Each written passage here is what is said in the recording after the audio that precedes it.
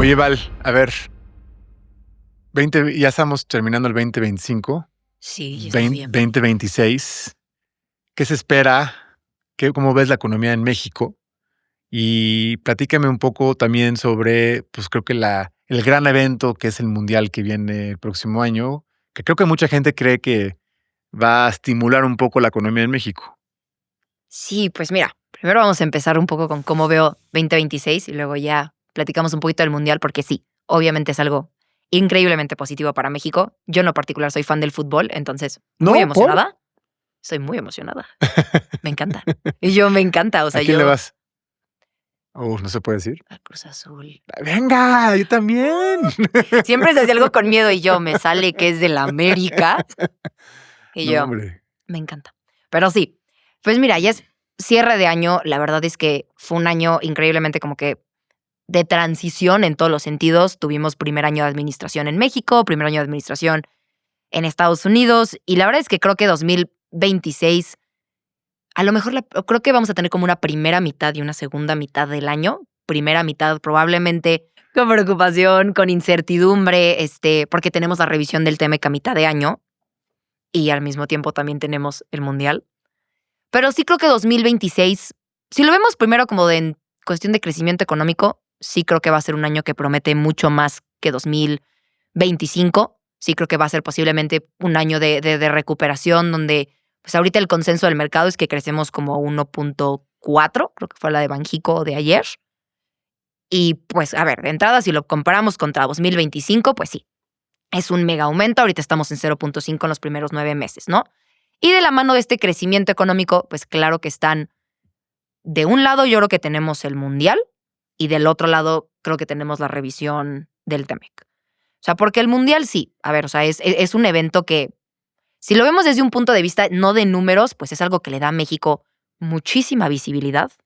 Es algo que, o sea, pone al país y sobre todo a la integración regional de los 3 países que van a componer el Mundial, pues en el foco. Que eso claro que es algo muy, muy positivo. Ya si lo vemos en materia de números, sí creo que el crecimiento económico que podríamos tener en 2026 no es en su mayoría por el Mundial. Y eso sí, a lo mejor es opinión mía. Nosotros traemos más o menos estimado que, pues más allá de grandes obras de infraestructura, por ejemplo, en México, que no las vamos a tener como para el Mundial o así, pues realmente vamos a ver un impacto, por ejemplo, en materia de consumo. ¿Por qué consumo es importante? Pues porque si cerramos ahorita ya 2025, ya estando en noviembre, pues con el consumo prácticamente plano. Lo vamos a ver mucho también estos como en retail sales, lo vamos a ver en turismo, o sea, en todos estos como que sectores que sí van mucho más vinculados hacia México consumo. sigue siendo, o sea, primero es turismo, no, petróleo. ¿Cuál es el ingreso más fuerte de México, sabes? Es que turismo siempre ha sido algo, Sí, o sea, el turismo uno, siempre es dos, algo, o tres, por ahí. sea, por ejemplo, manufactura es algo fuertísimo para México. O sea, eso sí es definitivo. Y ahorita, por ejemplo, de petróleo, o sea, si lo queríamos ver como en balanza comercial, pues sí, o sea, en cuestión de exportaciones o así, pues no es algo que esté ahí empujando, no, no lo es. Pero la verdad es que, por ejemplo, este año, algo que ha mantenido a la economía sí han sido el tema de servicios. O sea, traemos el último dato del PIB y traes un sector industrial a la baja, durísimo en el comparativo anual. La verdad es que servicios primarios, más bien actividad primaria, agricultura, pues sí, la verdad es que buen año, pero por ponderado de lo que representan para la economía, pues no es lo que te va a estar jalando tus datos. Y sí, lo que hemos visto, por ejemplo, este año sí ha sido servicios. Entonces sí, posiblemente, por ejemplo, el Mundial y lo que eso conlleva, sí va a ser una continuación de resiliencia y fortaleza que hemos visto en esta parte de servicios. O sea, hubo un momento en el que queríamos como que poner un panorama económico y decías, ok, pues tengo consumo desacelerándose. Tengo la parte industrial también, pero tengo, por ejemplo, estos actividad como minorista, o sea, estos retail sales, la verdad es que pues bastante fuertes porque han estado completamente pues, de la mano de servicios, que es realmente donde posiblemente vamos a ver este empuje para 2026 que va a ser el Mundial. O sea, más allá de lo que te comento, que pues, siempre es como que positivo le llaman como legacy effect, que es ya va a pasar el megaboom en el periodo de corto plazo donde va a ser el Mundial, y pues qué se va a quedar después de eso, ¿no? ¿Qué va a pasar después de esos 30 días de Mundial, después de esos 13 partidos creo que tiene México? Y pues si al final pues te va a seguir como que contribuyendo esta parte de turismo. México es un país también mucho más abierto al turista, a que se vengan no solamente como que a la parte del mundial, que claro que va a ser algo sumamente positivo para 2026. Eso no voy a decir que no. Pero sí creo que no va a ser lo que nos va a estar empujando sobre todo la economía. Va a ser un extra, sí, y un extra importante, pero momentáneo. Y como que eso sí lo quiero pues, aclarar. Y en términos de, o sea, este año, ¿cómo vamos a acabar en México? Nosotros traemos un estimado de crecimiento de 0.5 y es lo que trae también el mercado. O sea, fíjate, estimado crecimiento 0.5 y México ha sido de las bolsas con mejor desempeño en todo el mundo este año. Y eso no sé si es, o sea, mucha gente luego me pregunta, oye Juan Carlos, pero eso no se refleja en la economía real. Digo, no, es que acuérdate que la economía real, lo que tú estás viendo son datos reales que se reportan del hoy. Sí. Y el mercado no es hoy, el mercado es futuro. Está tratando de anticipar el futuro. Chance el mercado subió también mucho ya en México por muchos factores.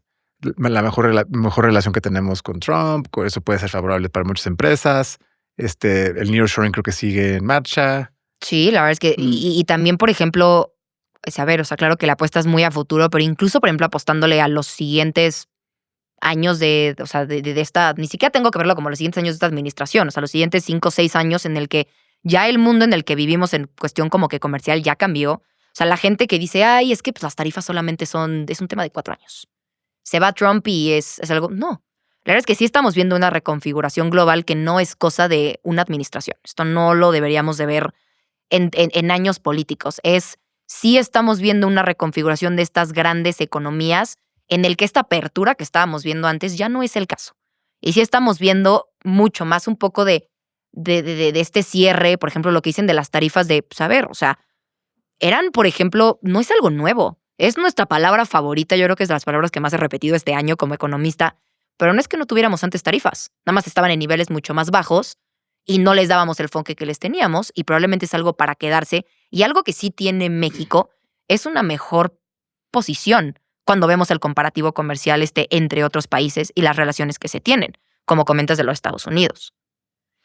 En el mundial, pero es que, o sea, lo que yo no, o sea, muchas veces hablamos de cuando las Olimpiadas en París, cómo va a crecer. O sea, es una ciudad. El mundial sí es un país, pero son 3 ciudades, ¿no? O sea, en Sí, México, o sea, Guadalajara, Monterrey, que se son van a esas 3. beneficiar. Sí. Pero se van a pero lo que tú dices es que también en el turismo se pueden beneficiar, pues obviamente los sectores de turismo tradicionales. O sea, porque la gente no nomás va a venir a un partido en México, Sí, va a venir exacto. a... Que por ejemplo es una mayor apertura a lo mejor de lo que te ofrece también México a comparación de a lo mejor Estados Unidos que tiene más partidos. Es que, por ejemplo, el tema de las visas, el tema de entrar al país, también la verdad es que no podemos ignorar el hecho de que el tema migratorio va a jugar un factor el siguiente año. Pues México te permite pues tener un poco esa mayor apertura. No, a lo mejor no te vienes a un partido, pero pues te vienes 2 semanas antes y viajas por México y haces una derrama, o sea, como que secundaria de no solamente ir y comprar mi boleto y en Ciudad de México y punto. Y eso es algo importante. Sí, sí. Me imagino que pues empresas, o sea, los hoteles, todo esto va a estar pues un poco favorable por todo el turismo que va a venir. Pero también yo creo que es importante de que este impacto que es el próximo año del Mundial, ¿qué impacto tiene en el largo plazo? O sea, no, o sea, realmente sí va a dejar un impacto grande en el crecimiento de México. O sea, puede ser algo que nos ayude a transformar la economía, a tener, no sé, un crecimiento más estable, o es un one-time effect, como tú dices. Es que creo que tienes que verlo como diferente. O sea, verlo como tú dices, reflejado en el dato de hoy, sí probablemente es un one-time thing. O sea, estamos hablando de, pues, sí, o sea, tus datos de segundo, tercer trimestre donde vas a tener un poco esta derrama, pues sí, a lo mejor yo voy a ver un dato de turismo, de pasajeros, de consumo muy, muy alto y Pero, que se va a ir normalizando. Pero es que mi punto es la inversión que se está haciendo, sobre todo en cosas de infraestructura que no se han hecho y se están haciendo por el Mundial. Es que justo ahí es a lo que quería llegar. O sea, tienes este derrama que vas a ver, pero a comparación, por ejemplo, de otros países que al momento que absorbieron las Olimpiadas, ¿no? O el Mundial fue, ok, pues tengo que construir estadios. México no tiene ese caso. O sea, México no está inaugurando un estadio para este mundial o comparación de cómo es el caso, que luego sí son obras de infraestructura que, a ver, o sea, en su momento, pues obviamente, pues vas a tener gasto en materiales, en mano de obra, en el sector de construcción, y luego a lo mejor pues no se siguen usando mucho y es un poco como luego ves estas fotos del Mundial de Sudáfrica que estuvo padrísimo y ves Sí, el el estadio estadio vacío. vacío, abandonado y dices, ¿qué pasó ahí, no? Se veía muy bonito en tu foto de tu álbum del Mundial.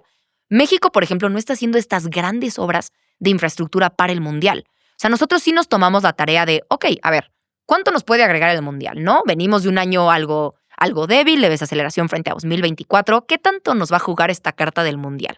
Y no tienes estas obras enormes. A ver, tuvimos el presupuesto de 2026. Tú no estás viendo una inyección de infraestructura dirigida, por ejemplo, al Mundial, que era un interrogante que muchos analistas tenían de, ¿veremos algo textual para el Mundial en este presupuesto? Y la verdad es que no. Estas grandes obras no van a ser lo que se va a reflejar y por eso, por lo mismo, no, yo no te diría que es lo que más va a agregar al PIB el siguiente año. Porque no vamos a ver, o sea, si tú estás teniendo una obra, pues yo voy a ver su reflejo, por ejemplo, en la actividad secundaria, ¿no? Yo voy a ver construcción despegando no solamente en el mes del Mundial, lo voy a ver desde antes y ese no es el caso para México. Sí vamos a ver obras, por ejemplo, que, a ver, esto van a mejorar y facilitar muchos temas, por ejemplo, de transporte, de mejorar carreteras, de mejorar aeropuertos. Eso sí lo estamos viendo y claro que van a hacer un efecto a futuro. O sea, mejorar tu aeropuerto porque tienes el Mundial no es algo de one time thing. Pues al final es, tú quieres tener un hub turístico en tu país, pues tienes que tener aeropuertos modernos y tienes que tener transporte público y tienes que tener seguridad y tienes que tener vialidades.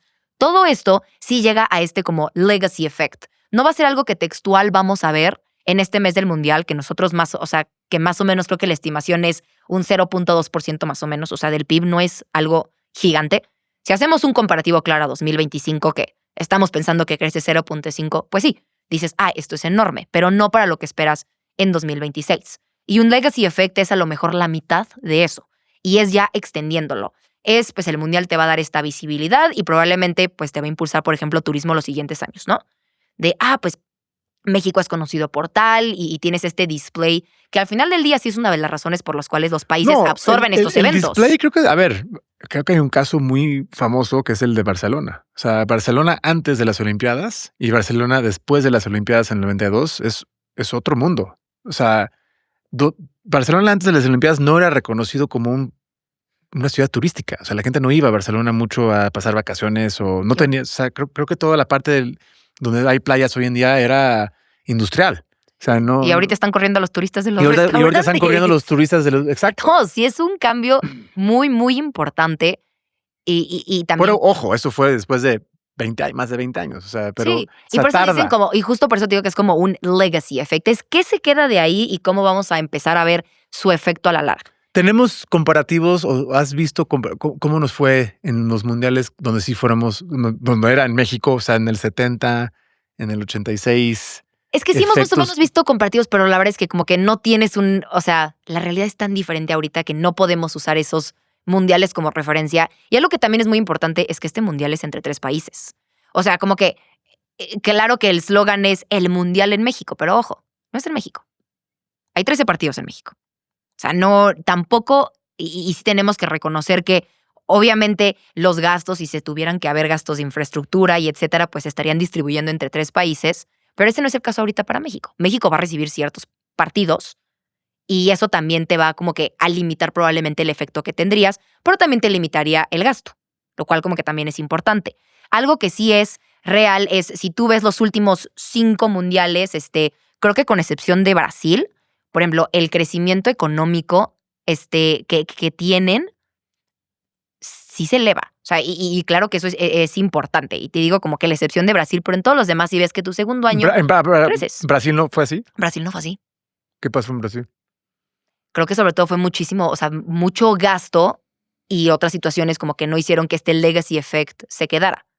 O sea, al final del día también tienes que considerar que aquí estamos hablando de turismo. Y al final en turismo también es la experiencia que tienes de esto, pero pues también los años siguientes, porque pues es como un spillover que vas a tener. Y por eso digo que al final los gastos que se están haciendo, pues de mantenerse son positivos después. Es tienes buenos aeropuertos, entonces pues es más fácil volar al país. Y tienes muchísima seguridad, entonces tienes una muy buena experiencia. y tienes mayor conectividad entre todo, entonces dices, pues puedo hacer un viaje y moverme. Y eso es algo importante en lo que sí está invirtiendo México. O sea, no tenemos estas grandes obras de infraestructura, pero sí se están ampliando, por ejemplo, las capacidades que tienen estas ciudades para tener como mayor cantidad de turistas. Sí se están, por ejemplo, aceptando ciertos fideicomisos, creo que sobre todo en Ciudad de México, pues para, transporta a la Azteca, por ejemplo. A ver, yo del Cruz Azul no me gusta ir a la Azteca, pero es una experiencia en la que tienes que llegar por coche. ¿Y dónde dejas el coche? Pues a ver, otra cosa. Entonces, pues sí es algo que evidentemente como que va a facilitar un spillover que tengas a futuro.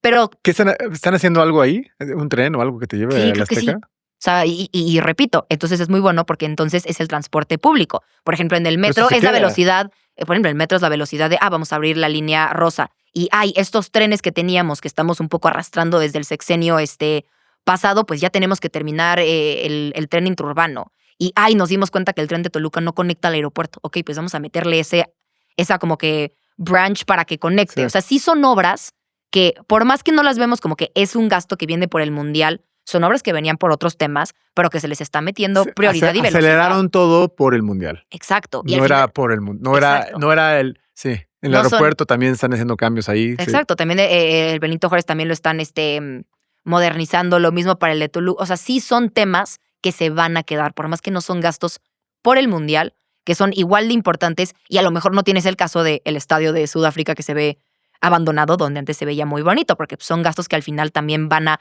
generar pues para la sociedad y también sobre todo si lo vemos desde el punto de vista de turismo. Pero sí justo también pues por lo mismo de, pues es muy diferente lo que te va a generar modernizar esto en cuestión de servicios, así tuvieras estas grandes obras reflejado en tu crecimiento, ¿no? Y por eso decimos que si es un one-time thing, sí es algo positivo, sí, México va a estar en el ojo del mundo en 2026, sí, pero no es lo que te va a determinar cuánto vamos a crecer el siguiente año por la cantidad de variables que ya juegan. No, y luego las variables que no conocemos que va a pasar el próximo año, que no se pueden predecir. Que no podemos predecir y que podemos saber. O sea, yo sí me sentiría cómoda en decirte, pues sí, vamos a tener bastante incertidumbre en los primeros 6 meses del año, sí. Pero no te podría decir el por qué. Digo, probablemente van a venir de nuestra relación comercial, tarifas, revisión del TEMEC, pero no podemos saber qué va a surgir. No, y eso es o sea, creo que todos los años van a haber eventos como el Mundial que un inversionista puede decir es favorable, no es favorable para mis inversiones, o puede haber algo inesperado como una pandemia que luego llega y truena las Olimpiadas en Tokio o lo que sea. Sí. Pero pues esos son eventos que pasan y no puedes tú consistentemente prepararte como inversionista en hacerlo. Entonces yo a veces lo que trato de hacer, como cuando la gente me pregunta con un plan, o sea, debería de yo considerar el efecto del mundial o cosas así que van a tener en mis inversiones, es, mira, piensa más a largo plazo, piensa más en los siguientes. Creo que muchas veces como inversionistas nos enfocamos en, voy a hacer una compra de una inversión y es un plazo por 5 años y luego lo voy a vender. Como que queremos siempre saber la salida y el plazo. O sea, el plazo son 5 años, son 10 años, son 15 años. También lo que te sientes que tienes más control, ¿no? Pero el plazo lo asociamos a veces como una compra y una venta de todo. O sea, voy a hacer una inversión en algo, no importa en lo que sea, y pasa tiempo y luego ya voy a vender esa inversión y voy a hacer lana. Eso es como pensamos la mayoría de la gente en las inversiones. Okay. En los mercados públicos tenemos la ventaja de que tú puedes hacer una inversión, pon tú en un portafolio diversificado de acciones globales y tener la mentalidad de nunca la vas a vender. Ahora la pregunta es, pregúntame, o sea, nunca venderla. Hazme un challenge ahí. ¿Qué pasa si... No, ¿por qué? ¿Por qué no venderlo? Uno, ¿por qué no la quiero vender? ¿Y qué pasa si mi circunstancia cambia y tengo la necesidad de vender? Ok. El nunca vender es tratar de visualizar tus inversiones de largo plazo sin un tiempo de horizonte donde tratas de maximizar el interés compuesto. ¿A qué me refiero con esto? Muy pocas inversiones te dan la ventaja de reinvertir dividendos. Mira, si tú inviertes en un índice de empresas, ¿ok? Vamos a usar el mismo ejemplo de siempre, las 10,000 empresas más grandes del mundo. Muchas de esas empresas pagan un dividendo.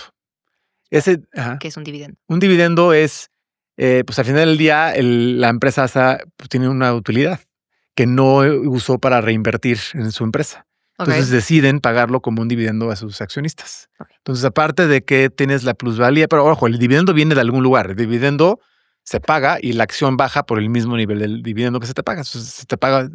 No supo la empresa qué hacer con esas utilidades. Y dijo, toma, te voy a pagar un dividendo por eso, ¿no? Ok. Entonces, ese dividendo se puede reinvertir en forma automática, ¿ok?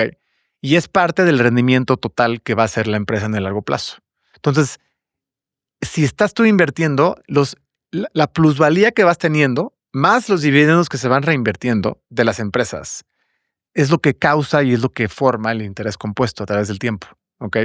Por eso cuando yo digo que tener un rendimiento del 10%, no suena como mucho, pero después de 7 años ya duplicaste, después de 20 años ya son 6 veces de tu inversión y se vuelve algo que sube exponencialmente. Si tu mentalidad es no voy a vender esto, entonces estás dejando que eso suceda, ¿no? Porque no lo estás vendiendo. Ahora, sí hay que, obviamente, pues queremos invertir para usar el dinero, ¿no? Sí, es lo que te iba a decir. O sea, me dices nunca, entonces yo digo, ok, pero entonces, ¿cuándo voy a hacer uso de ese dinero? Pero nunca es vender todo de un jalón y luego ya te vas a efectivo. O sea, es decir, deja que crezcan tus inversiones. Toma ventaja del interés compuesto, ¿ok? Que es lo que te va a dar en el largo plazo. Y ya que pasen 10, 15, 20 años en uno de tus varios portafolios, vamos a asumir que nada más estamos hablando de tu portafolio agresivo, ¿okay? De crecimiento. Pasan 10, pasan 20 años y ya tienes una buena cantidad de dinero aquí. Si tú sigues aportando cada año a tus inversiones, más lo que sube, más los dividendos que se están reinvirtiendo, y empiezas a crear una bolita de nieve y en 20 años tienes algo pues, bastante bueno ahí. Ahora, en 20 años ya decides, oye, quiero agarrar parte de este dinero y comprarme una casa. O quiero yo ya jubilarme y vivir porque yo puedo retirar 4 o 5% de esto cada año y vivir tranquila y ya me alcanza con el 4 o 5% de lo que yo puedo retirar de esto al año, me alcanza para lo que yo necesito. ¿Ok? O sea, pero entonces ya son decisiones de cómo lo vamos a usar. Pero no lo estás vendiendo, o sea, no estás haciendo una inversión en un momento del tiempo para venderla después. O sea, el chiste es siempre tenerla. Vende un poquito, vende partes, entonces, pero deja crecerlo. Supongo que tienes que entonces hacer inversiones que estás tranquilo de que no vas a tener la necesidad de vender. O sea, yo decir, ok, estoy tranquila con que a lo mejor no voy a ver este dinero en 35 años. O sea, mira, vamos a agarrar mi teléfono y vamos a hacer un ejemplo aquí. Muy sencillo. Mira, vamos a suponer que vamos a ver una calculadora. Entonces, $1,000,000 ahorita invertidos, ¿no? En 7 años van a ser $2,000,000, ¿no? Entonces decimos que cada 7 años duplicamos, ¿no? Entonces van a ser por 2 $2,000,000. Luego por 2 son $4,000,000. Después de 7 años más. Luego, después de 7 años más son $8,000,000. Luego son $16,000,000. Luego son $32,000,000. O sea, ya en el año, o sea, lo que voy es que se vuelve algo exponencial. Ahora, aquí estoy asumiendo que no estás agregándole nada de dinero, sino más es una inversión de una y la dejé, o sea, que no estuve constantemente. Si le sigues constantemente agregando, ¿ok? Esto se pone todavía más, mucho más. Y sí, la idea es estarle constantemente agregando. Sí, claro, porque entonces crece más rápido. O sea, el factor más grande es el rendimiento que puedes obtener en tus inversiones, pero también cuánto dinero estás aportando en tus ahorros. Esa combinación es la combinación ideal, porque si tú estás aportando también y no tienes que aportar tanto, o sea, no tienes que aportar tanto en el tiempo. Justo creo que esa era mi pregunta, o sea, porque al final aportando tanto también estás como que absorbiendo más riesgo.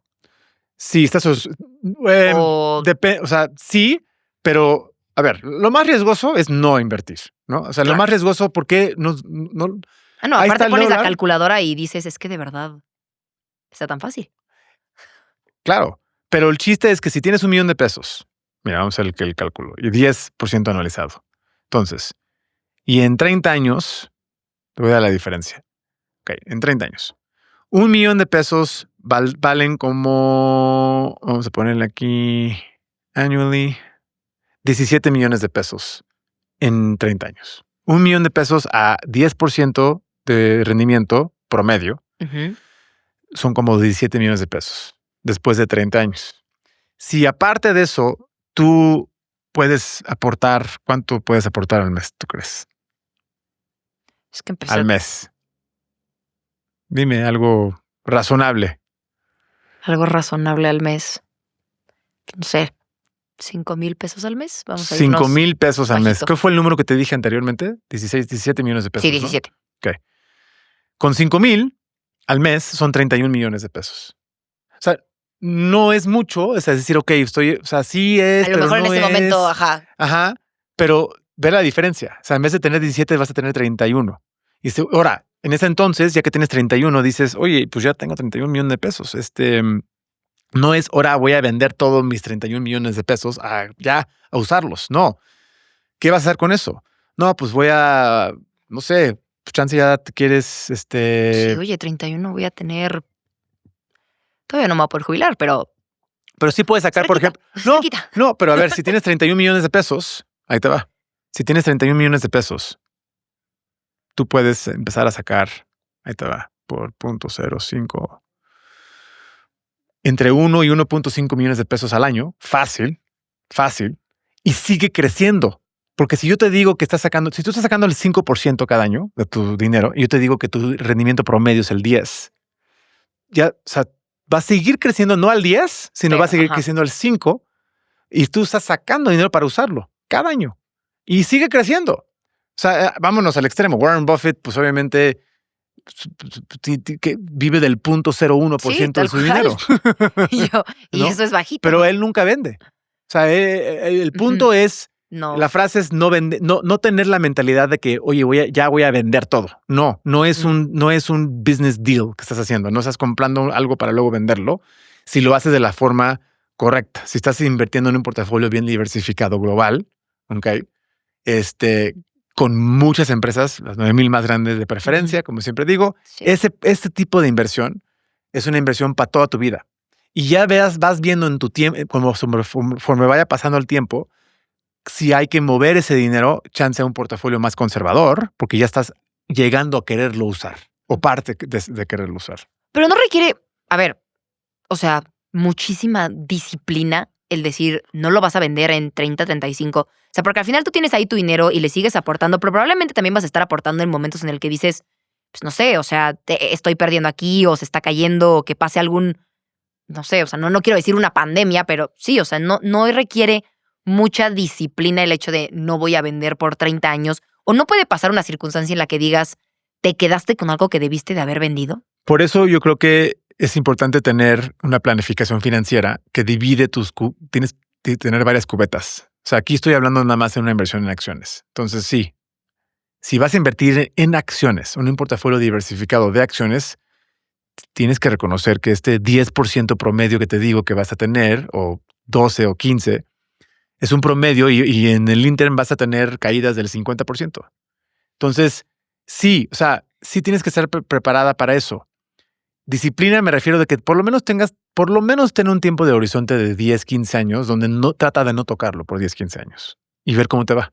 O sea, sí es 10, 15 años de tratar de dejarlo que haga su trabajo por 10, 15 años. Okay. Después de 10, 15 años, que le sigas y le vas a seguir aportando. Mercados buenos, mercados malos, sigue aportando. No, sí tienes que tener la consistencia de aportarle, si 5,000 son mucho, aportarle 1,000. Aportarle 500. Y hay un momento cada mes en el que tú digas como, ahí es donde tienes que aportar o esto no es algo que juegue un factor. No, a ver, el market timing es muy difícil. O sea, saber si es buen momento o mal momento invertir antes de que pase un evento. O sea, ahorita, por ejemplo, ¿estamos en una burbuja o no en AI? Uh-huh. Hay la mitad de la gente que cree que sí y la mitad de la gente que cree que no. I don't know. Solo vamos a saber si fue una burbuja o no después del hecho. Entonces, si yo ahorita trato de no invertir y yo digo, ¿sabes qué? Creo que está muy caro todo. Ahorita voy a frenar mi inversión. Y pasan 6 años y no hubo una burbuja y sigue creciendo esto. No, hombre, o sea, el costo de oportunidad no lo voy a poder recuperar nunca, ¿no? De lo que puede suceder. Ahora, si la atiné y le sigo invirtiendo y si cae 40, 50%, ¿qué pasa? Si sigo aportando cada mes, voy a seguir aportando a un precio mucho más barato. Me estoy diversificando en el tiempo y no solamente me estoy diversificando en mis inversiones, sino cuando tú pones $1,000,000 e inviertes una vez en las 9,000 empresas más grandes del mundo y lo hiciste nada más una vez en un momento en el tiempo, pues es suerte si fue buen momento o mal momento, porque no vas a saber si fue mal momento o buen momento hasta después del hecho. Ya que invertiste, ya después de un par de años vas a ver, híjole, qué mala suerte tuve de invertir en el pico del .com. Qué mala suerte tuve, o qué buena suerte tuve que invertí en la mera baja de la pandemia, ¿no? De ahí es donde juega al final que fue suerte. Pero no vas a saber eso hasta después del hecho. Entonces, al no saber eso, lo mejor es tener un plan diseñado con consistencia. Y entonces, a través del tiempo, si sigues aportando, a veces vas a comprar caro, a veces vas a comprar barato, pero el promedio, ahí te estás diversificando también en el tiempo. Y no hay ningún momento en el que sí de verdad, no sé, valga la pena así que digas, tienes que vender. O sea, alguna posición, una empresa o algo que digas, ok, a lo mejor ahorita ya estoy arrastrando algo que... Vende para tus necesidades. Okay. No vendas para tratar de adivinar el mercado. O sea, vende por necesidades tuyas. Sí, claro, claro que hay tiempo de vender. Sí, hay tiempo de vender cuando ya vayas a usar el dinero, cuando ya vayas a querer hacer algo con ese dinero, pero no, lo que me refiero de no vender es no vendas el 100% para luego ya decir, ya nunca más voy a invertir. ¿Sí me explico de eso? Sí, o sea, nada más como que cierto porcentaje. Exactamente. De lo que tengas diversificado. Y deja que lo demás siga trabajando para ti. Y por ejemplo, a ver, o sea, regresando un poco al tema del mundial, en el que decimos, ok, probablemente vamos a tener los meses del mundial color de rosa, ¿no? O sea, vamos a tener, yo creo que sectores sobre todo, ¿no? De turismo, de consumo, retail sobre todo, que dices, ok, pues van a subir. Entonces no es como una buena oportunidad de decir, ok, a lo mejor sí voy a seguir diversificando, pero me voy a concentrar un poco más en estos sectores, o sea, voy a aprovechar este boom que voy a tener. Si tú crees que sabes más que el mercado y ya no está reflejado en los precios de esas empresas, adelante. Pero si crees que también todo el mundo sabe que ya va a subir esas industrias y ya a la hora que tú vas a hacer la inversión, o sea, hazte esa pregunta. ¿Estás tú viendo algo que va a subir, que nadie más está viendo que va a subir? Si sí, sí, adelante. No, y a ver, o sea, es que ahí completamente, pues te diría como que no, o sea, no es algo que puedas saber más, pero entonces como que digo, ok, pero si tú quieres aprovechar alguna circunstancia, o sea, como que parece que no tienes espacio. No, claro que tienes espacio, pero ya, o sea, a ver, una cosa para mí es tratar de usar la información que tenemos todos a tratar de tener una ventaja, como hablamos en el episodio pasado, a ganar el mercado. Adelante. No es que no se pueda. Y hay gente que lo hace y ojo, en un periodo de un año, pues sí aumenta tu probabilidad de poderlo hacer. El chiste es, si lo estás haciendo constantemente a través de 20, 30 años eso, tu probabilidad de poder tener un mejor rendimiento que solamente invirtiendo en los 9,000 empresas más grandes del mundo es extremadamente baja. Es muy baja. Pero no quiere decir que es imposible. O sea, es algo que... mi punto aquí no es decirle a todo el mundo que no trata de usar la información a su ventaja. Claro, la información es lo más importante para usar a tu ventaja. Pero esa información que tú estás viendo para tu análisis, la está viendo también todo el mundo. No es privilegiada hacia ti. Sí. Entonces eso quiere decir que muy probablemente ya está más o menos reflejado en algún momento en el precio que estás viendo. No quiere decir que eso es cierto en todos los casos. Sí puede ser que estás haciendo un deep dive research en algo y que tú estés realmente viendo algo que nadie está viendo. Puede pasar, claro.